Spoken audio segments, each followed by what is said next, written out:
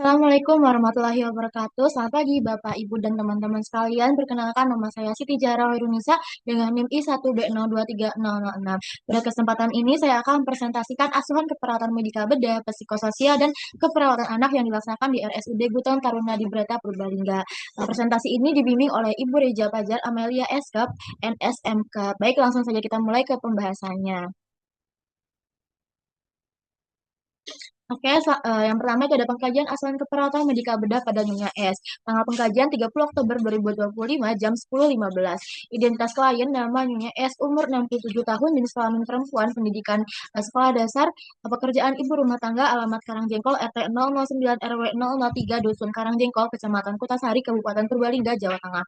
Nomor rempah medis 008996777, diagnosis medis laparotomi ileus. Untuk riwayat kesehatan, keluhan utama, pasien mengatakan nyeri di perut. Riwayat penyakit sekarang, pasien datang dengan keluhan perut nyeri dan membesar sejak 4 hari sebelum masuk rumah sakit. Nyeri perut dirasakan berat sampai nguling-nguling. Pasien tidak bisa kentut sejak 4 hari. BAB keluar sedikit sekali dan keras. Pasien juga mengeluh mual dan muntah. Untuk PKRST-nya yaitu ada nyeri akibat distensi atau sumbatan usus, nyeri bertambah saat bergerak, miring kanan atau kiri saat batuk, berkurang saat istirahat atau tidur terlentang, dan nyeri terasa perih dan nyut-nyutan. Lalu ada di area luka operasinya ada di tengah perut, dan untuk skala nyerinya itu 7/10, dan untuk nyeri hilangnya nyerinya itu hilang timbul terutama dirasakan saat beraktivitas. Selanjutnya itu ada pola kesehatan fungsional. Untuk pola fungsional, yang pertama itu ada pola kesehatan dan pola manajemen kesehatan. Sebelum sakit, pasien mengatakan mengkonsumsi obat lambung ketika merasa sakit, perutnya kambuh. Selama sakit, pasien mengetahui penyakit yang diderita dan patuh dan pengobatan. Pasien dirujuk dari puskesmas ke rumah sakit Guteng Taruna di Brata. Untuk pola nutrisi, sebelum sakit, pasien mengkonsumsi nasi 2 sampai 3 kali sehari. Asupan cairan cenderung sedikit. Pasien kurang suka air putih, lebih sering minum teh. Selama sakit, pasien untuk makan 3 kali sehari, tetapi menunda makanan karena ketika makanan masuk merasa mual dan nafsu makan pasien menurun karena nyeri yang dirasakan. Pasien sudah mulai diet bubur kasar, mukosa bibir tampak kering, infus RL20 TPM terpasang. Untuk pola eliminasi, sebelum sakit BAB 1 sampai 2 kali sehari, konsistensi lunak BAK 3 sampai 4 kali sehari, tidak ada keluhan terkait BAB atau BAK.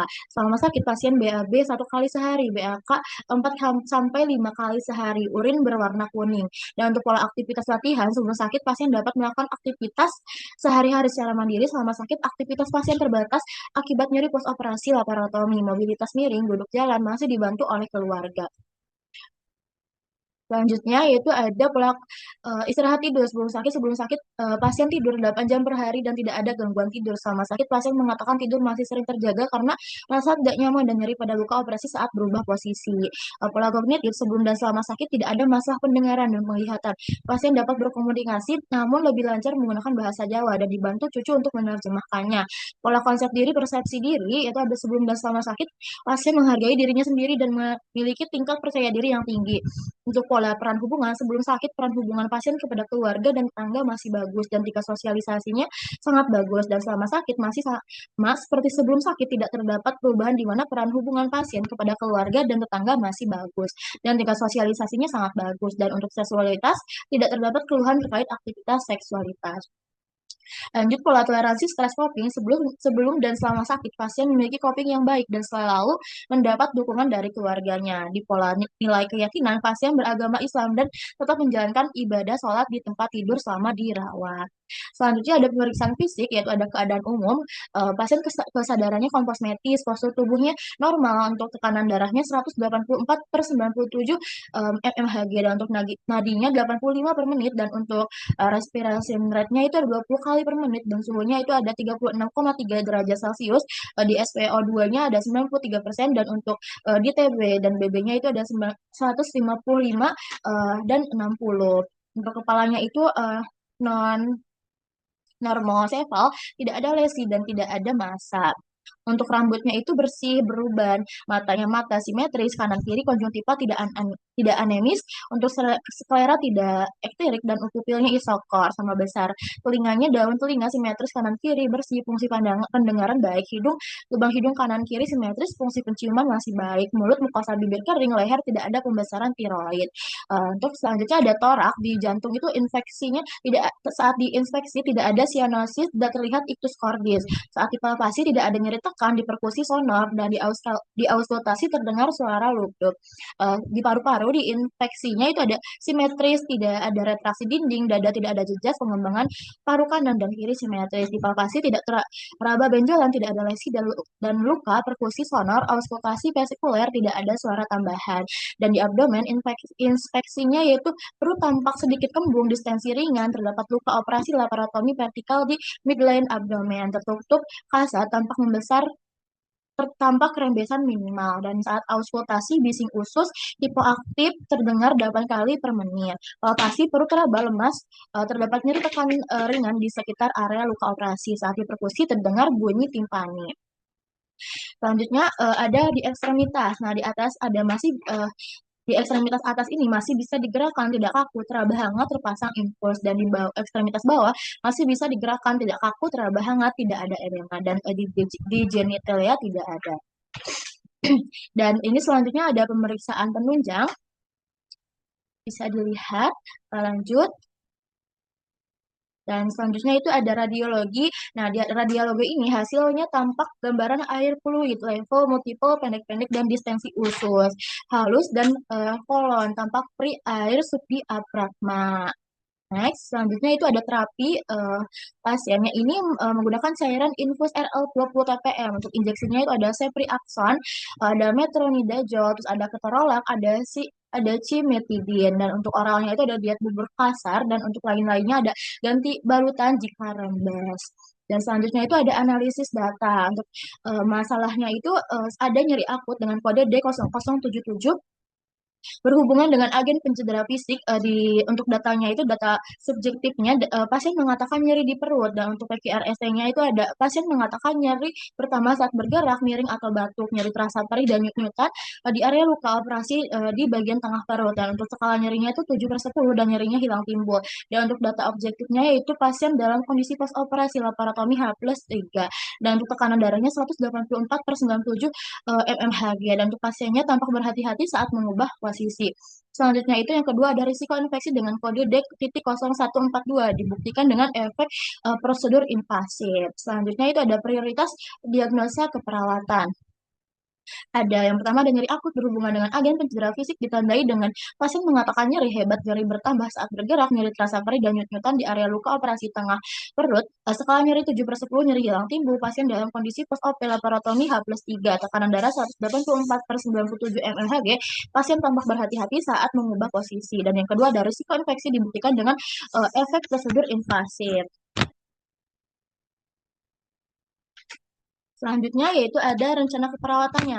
Untuk rencana keperawatannya yaitu tujuan dan kriteria hasilnya ada setelah dilakukan tindakan keperawatan 3 kali 24 jam, tingkat nyeri pasien menurun dengan kriteria hasil. Yang pertama, keluhan nyeri berkurang menjadi 5, yang kedua menangis menurun menjadi 5, gelisah menurun menjadi 5, kesulitan tidur menurun menjadi 5, tekanan darah membaik menjadi 5.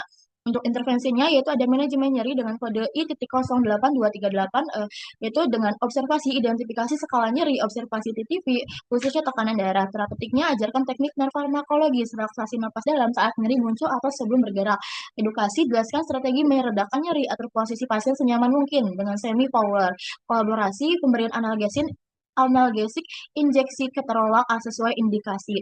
Untuk rasionalnya yaitu ada manajemen nyeri dengan kode I.08238, observasi mengetahui lokasi nyeri, karakteristik nyeri, berapa lama nyeri dirasakan, serta kualitas dan intensitas nyeri yang dirasakan pasien untuk mengetahui penanganan apa yang harus diberikan. Terapeutik agar pasien tidak akan ketergantungan pada obat. Edukasi agar pasien dapat memilih strategi untuk meredakan nyeri yang ia rasakan sendiri sesuai keinginan dan kenyamanannya.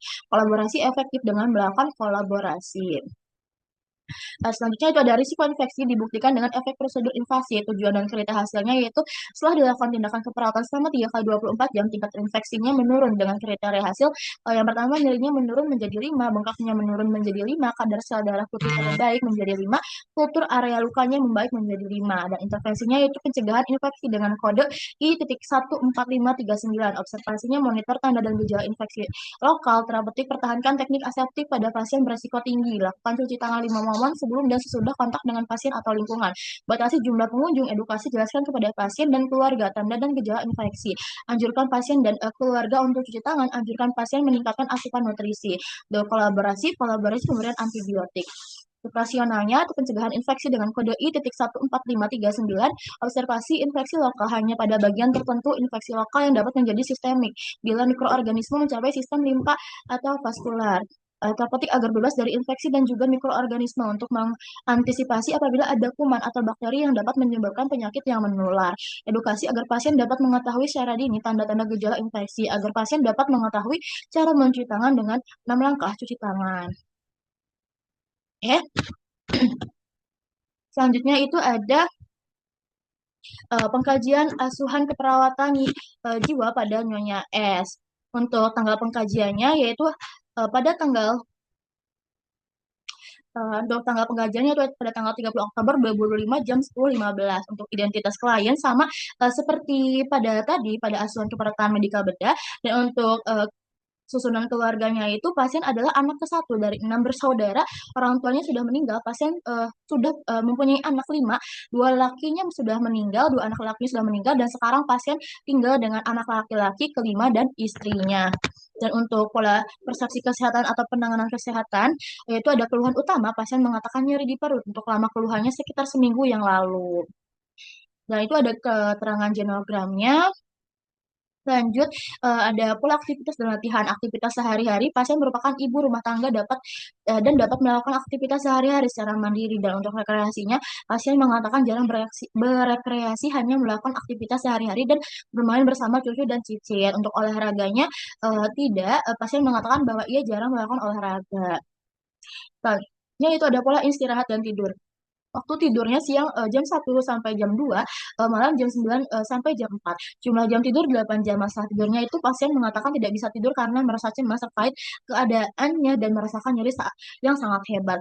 Dan untuk pola kognitif dan perseptualnya yaitu yang pertama berbicaranya normal, bahasa sehari-hari Jawa daerah, kemampuannya membacanya tidak bisa, tingkat ansietasnya panik karena takut akan kondisinya dan rasa nyeri yang dirasakan sehingga sangat waspada.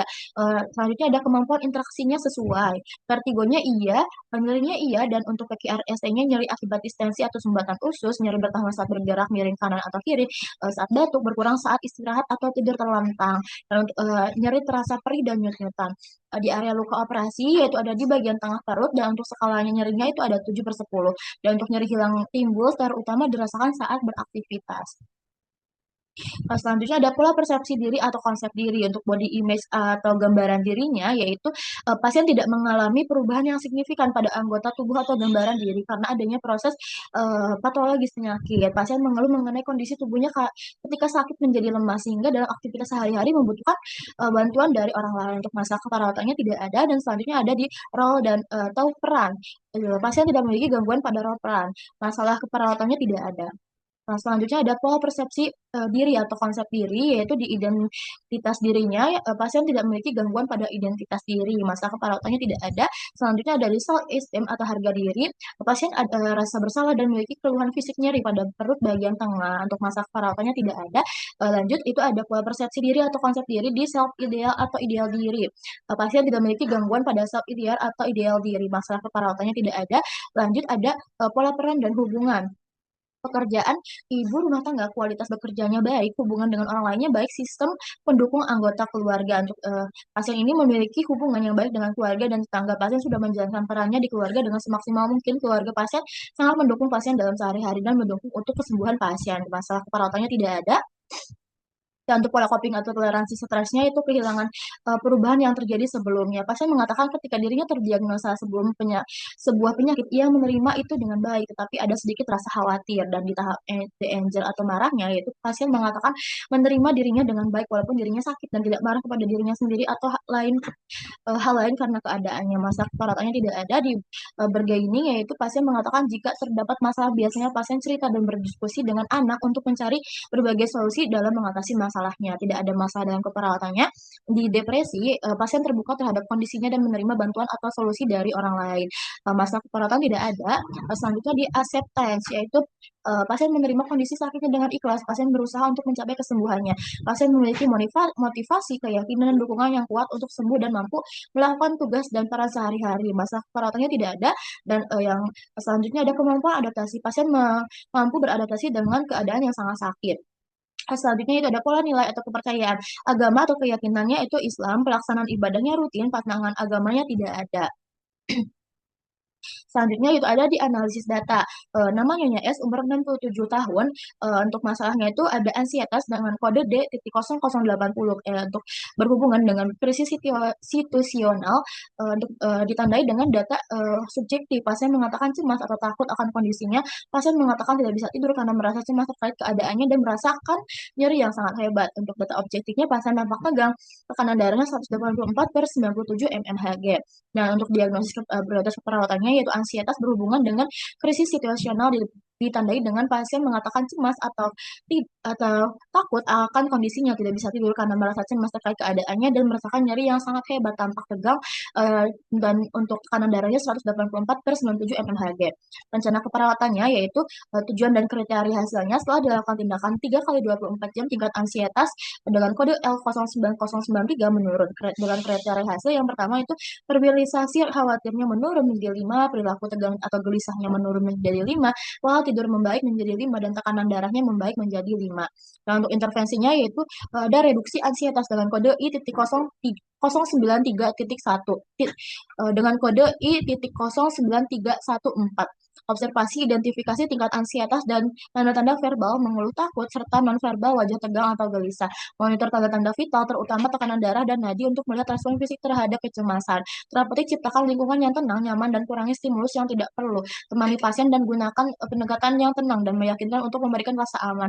Dengarkan secara aktif dan empati keluhan ketakutan dan kekhawatiran pasien mengenai penyakit dan operasinya. Edukasi, berikan informasi faktual, jujur mengenai diagnosis proses pemulihan. Misalnya pelatus sudah positif artinya usus mulai membaik dan prosedur yang akan dilakukan misal sekarang akan diganti balutan mungkin sedikit perih tapi sebentar. Jelaskan bahwa pemulihan membutuhkan proses dan motivasi untuk bergerak.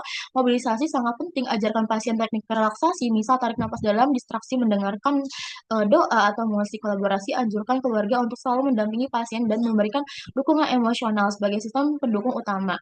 Dan untuk rasionalnya itu ada reduksi ansietas dengan kode I09314, observasi untuk mencegah ansietas, memburuk, monitor tanda-tanda ansietas atau verbal dan non-verbal, terapeutik untuk menghindari kecemasan pada pasien, untuk mengurangi beban yang dirasakan pasien. Oke, selanjutnya yaitu ada pengkajian asuhan keperawatan anak pada Nyonya S. Untuk tanggal pengkajiannya yaitu asuhan tanggal pengkajiannya yaitu pada tanggal 27 Oktober 2025 jam 12.15. Identitas pasien atas nama AN Ananda MA, tempat tanggal lahir Jakarta 2 Desember 2024. Usia 10 bulan, pendidikan belum sekolah, alamat Kuta Kidul, agama Islam, diagnosis medis gastroenteritis akut. Tanggal masuk rumah sakit 27 Oktober 2025. Orang tua atau penanggung jawab nama ayah Nyonya Pep, Nyonya ayah atau ibu Nyonya Pepe, umur ibu 39 tahun, pekerjaan ibu rumah tangga, pendidikan ibu SMA, agama Islam, alamat Kuta Kidul, suku atau bangsa Jawa.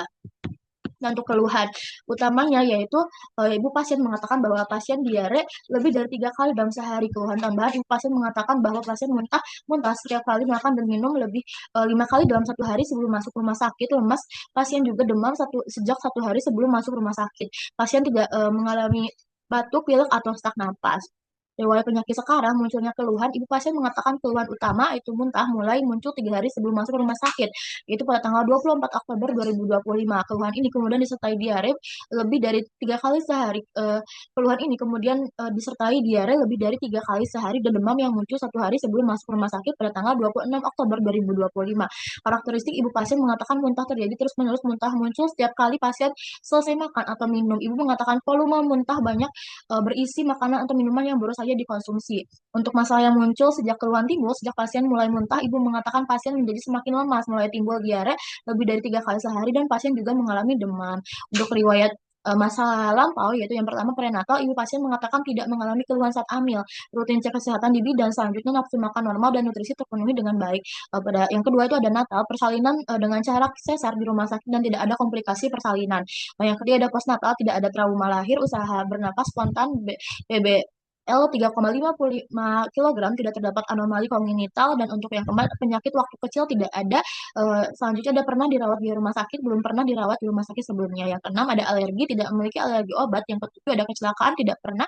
Untuk yang kedelapan yaitu ada imunisasi, tidak pernah imunisasi. Selanjutnya untuk riwayat keluarga, anak tinggal bersama orang tua di mana sang ayah anak dari 5 bersaudara dan ibu dari 3 bersaudara, dan kesimpulannya yaitu tidak terdapat riwayat penyakit yang berhubungan dengan kondisi pasien dalam keluarga, dan ini ada keterangan pianogramnya. Selanjutnya itu ada pengkajian pola fungsional menurut Gordon. Persepsi kesehatan dan pola manajemen kesehatan. Sebelum sakit, ibu pasien mengatakan bahwa melakukan pemeriksaan kesehatan anaknya secara rutin. Ibu pasien juga mengatakan bahwa ayahnya jarang merokok. Selama sakit, ibu pasien mengatakan mengetahui penyakit yang diderita anaknya, dan pasien patuh dalam pengobatan dan perawatan di rumah sakit, dan semenjak di rumah sakit sudah tidak ada lagi yang merokok di sekitar pasien. Pola nutrisi metabolis sebelum sakit, pasien minum MPASI setiap harinya. Ibu pasien mengatakan pasien suka makan BB 16 kg. Selama sakit pasien hanya minum sedikit MPASI, BB turun dari 16 kg menjadi 12 kg. Pola eliminasi sebelum sakit, pasien biasanya BAB sekali sehari, mengganti popok 2 kali sehari, tidak ada keluhan terkait BAB atau BAK. Selama sakit, ibu mengatakan pasien diare BAB lebih dari 3 kali sehari semenjak masuk rumah sakit. Mengganti popok 4 sampai 5 kali dalam sehari, feses cair warna kekuningan. Selanjutnya di pola aktivitas latihan sebelum sakit, anak aktif bermain dan bergerak sesuai tahap perkembangan usia. Setelah sakit, aktivitas kemungkinan menurun akibat diare dan muntah. Di pola istirahat tidur sebelum sakit, ibu pasien mengatakan pasien biasanya tidur jam 8 atau 9 malam dan bangun ketika dibangunkan atau bangun sendiri. Pasien juga sering tidur siang di jam 1, tidak ada keluhan pada pola tidurnya. Selama sakit, ibu pasien mengatakan pasien terdapat perubahan pada pola tidur, yaitu karena rasanya karena kurang rasa nyaman. Pasien karena pasien terpasang info. Selanjutnya itu ada pola kognitif persepsi. Pasien dapat merespon stimulasi pada suara, sentuhan, dan objek. Pasien mengidentifikasi kebutuhan seperti lapar, haus, nyeri, dan ketidaknyamanan dengan menangis. Selanjutnya itu ada di seksualitas. Sebelum sakit, pasien adalah anak laki-laki berusia 10 bulan. Orang tua merawat dan memperlakukan pasien sesuai jenis kelaminnya. Pasien belum menunjukkan pemahaman terkait identitas gender sesuai dengan tahap perkembangannya. Selama sakit tidak terkaji adanya masalah terkait seksualitas. Perawatan berfokus pada pemenuhan kebutuhan dasar dan kenyamanan. Persepsi diri, pola konsep diri, pasien tidak aktif bergerak, rewel, dan sering tertawa. Pola peran hubungan, pasien masih ketergantungan dengan orang tua. Pasien didukung penuh oleh keluarganya saat perawatan di rumah sakit. Coping pola toleransi stres, penyebab stres saat di rumah sakit adalah saat tindakan invasif dan pengukuran panjang badan. Respon pasien saat menghadapi stresor adalah menangis. Nilai pola keyakinan, pasien lahir dari keluarga yang beragama Islam. Pemeriksaan fisik yaitu pasien keadaan umumnya kesadaran komposmetis, pasien tampak lemas, tanda vitalnya yaitu di suhunya 37,1 derajat Celcius, nadinya 70 kali per menit, untuk respiration rate-nya 30 kali per menit, dan SpO2-nya 85%. Untuk tinggi badannya 83 cm dan berat badannya 12 kg. Kepala termasuk lingkar kepala, tidak ada lesi atau benjolan, rambut tebal berwarna hitam, sutura sagittalis tepat, lingkar kepala 51 cm. Matanya bersih, simetris, tidak icterik, pupil isokor, terdapat refleks terhadap cahaya. Hidung simetris, tidak ada benjolan atau lesi, tidak terlihat cuping hidung ketika bernapas. Mulut, bibir lembab, warna merah muda, tidak terdapat sariawan, giginya bagus. Telinga simetris, tidak ada benjolan atau lesi, tidak ada cairan nanah, dan di leher dan tekuk tidak ada benjolan atau lesi teraba hangat. dada, pada jantung saat diinspeksi tidak terlihat ikus cordis, palpasinya teraba ikus cordis, perkusi tidak terkaji, auskultasi terdengar suara lutut stabil, paru-paru inspeksi simetris, tidak terdapat retraksi di dada, tidak ada jejak pengembangan paru kanan dan kiri simetris, palpasi tidak teraba benjolan, tidak ada lesi dan luka, perkusi tidak terkaji, auskultasi vesikuler, tidak ada suara tambahan.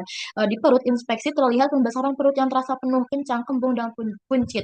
Tidak ada lesi, tidak ada bekas luka operasi, tidak ada benjolan umbilikus normal. Auskultasi bising usus lebih dari 30 kali per menit, terdengar suara sangat keras, hiperaktif, palpasi tidak teraba benjolan, tidak ada nyeri tekan saat diperkusi timpani. Punggung tidak teraba benjolan, teraba hangat, genitalia tidak terpasang kateter di ekstremitas superior, CRT-nya kurang dari 3 detik, teraba hangat, kekuatan otot plus plus inferior, kekuatan ototnya plus plus, CRT-nya kurang dari 3 detik, teraba hangat, kulitnya turgor, kulit menurun kembali lambat dari lebih dari 2 detik, kuning dan kuning langsat. Untuk pemeriksaan perkembangannya, pasien aktif dapat berespon terhadap suara, objek menendang dan sentuhan. Pasien bisa membuat suara seperti papa, a, u, bisa tertawa dan kurang sebanyak 2 bulan.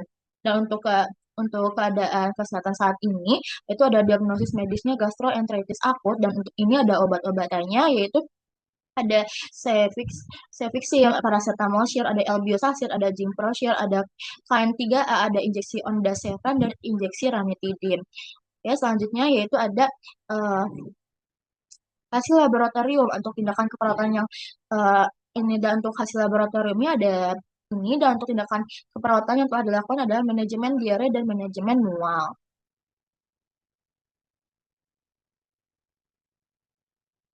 Selanjutnya, ini ada pemeriksaan darahnya. Selanjutnya ada selanjutnya ada analisis data, yaitu atas nama AN, umur 10 bulan. Mohon maaf, ini ada kesalahan.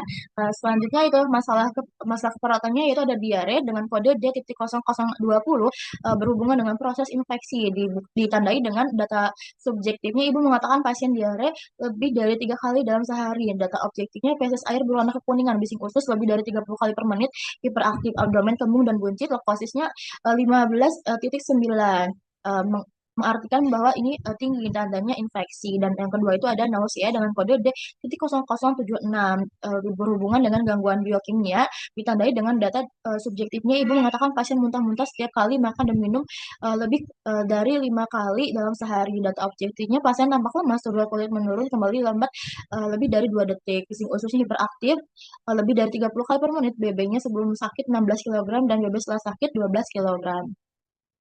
Tadi prioritas masalahnya itu diare berhubungan dengan proses infeksi, ditandai dengan ibu mengatakan pasien diare lebih dari 3 kali dalam sehari, proses air berwarna kekuningan, bising usus lebih dari 30 kali per menit, hiperaktif, abdomen kembung dan buncit, lokosis 15 tik 10 10 3 per UL. Nausea berhubungan dengan gangguan biokimia, ditandai dengan ibu mengatakan pasien muntah-muntah setiap kali makan dan minum lebih dari 5 kali dalam sehari, pasien mendapat terapi anti emetik, pasien tampak lemas, turgor kulit menurun kembali lambat lebih dari 2 detik, bising usus hiperaktif lebih dari 30 kali per menit.